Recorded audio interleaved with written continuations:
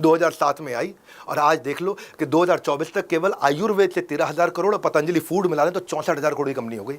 डाबर जिस समय ये प्रचार कर रहे थे 2004 से 2024 कंपेयर कर लो, 2004 में 1200 करोड़ उसका मार्केट कैप, आज वही डाबर वही आयुर्वेदिक प्रोडक्ट बेच बेच के 1200 करोड़ से 1,10,000 करोड़ की कंपनी हो गई। हिमालय अनलिस्टेड है तो इसका रेवेन्यू देख लेते हैं खाली, उस समय 2004 में केवल 200 करोड़ करता था, आज लगभग 4,500 करोड़ कर रहा है। इनकी नीति और उससे खड़े हुए बड़े बड़े बिजनेस के माहिष्मती साम्राज्य, और माहिष्मती बनने के लिए नीति चाहिए।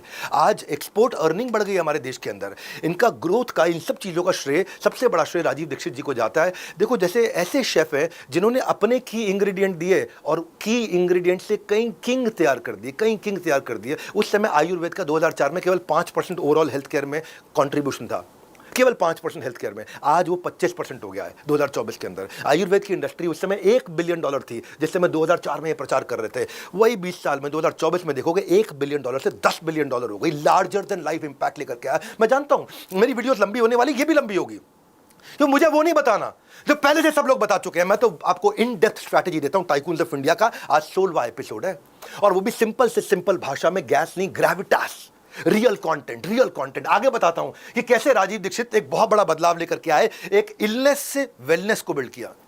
बोला बीमारी ठीक नहीं करनी, बीमार होना ही नहीं है। बोला पिंपल पे ऑइंटमेंट नहीं लगाना, पूरा खून साफ कर दो, पिंपल आए ही नहीं।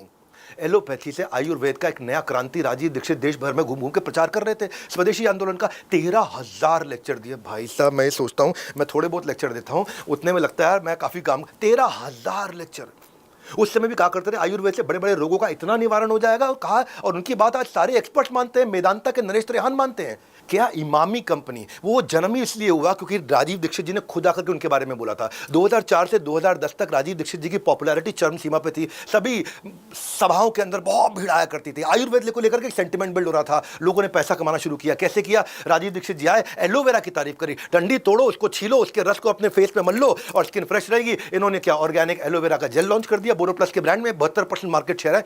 वो आज एलोवेरा जेल इनका पूरा यूक्रेन इस्तेमाल कर रहा है। यूक्रेन का हाईएस्ट सेलिंग है, रशिया का हाईएस्ट सेलिंग है, नेपाल का हाईएस्ट सेलिंग है। ये यूक्रेन रशिया आपस में भिड़ रहे हैं, ये भाई साहब अपना एलोवेरा वहां बेच रहे हैं आराम से जाकर के बोरोप्लस के रूप में।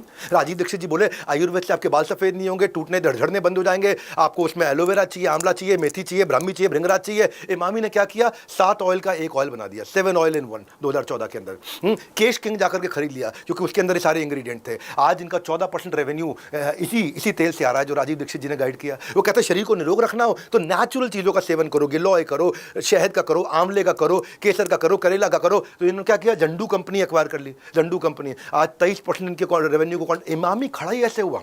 आज इमामी के पास Boroplus, Navratna hair oil, fair and handsome, Zandu balm, Kesh king, Zandu Pancharisht या मेंथोल प्लस बाम, ये सब क्या है? राजीव दीक्षित जी बोले इंडियन कंपनी इमामी की तरह होनी चाहिए, जो कि भारतीय कंपनी हो और आयुर्वेद पर चलते हो, तभी हम फॉरेन कंपनी से को उखाड़ सकते हैं। आज इमामी क्या हुआ जानते हैं आप? फर्क क्या हुआ? तब वो छोटी सी 1300 करोड़ की कंपनी थी जब राजीव जी ने प्रचार करना शुरू किया, आज 28,000 करोड़ की कंपनी हो गई। ये है ग्रोथ मल्टीप्लायर।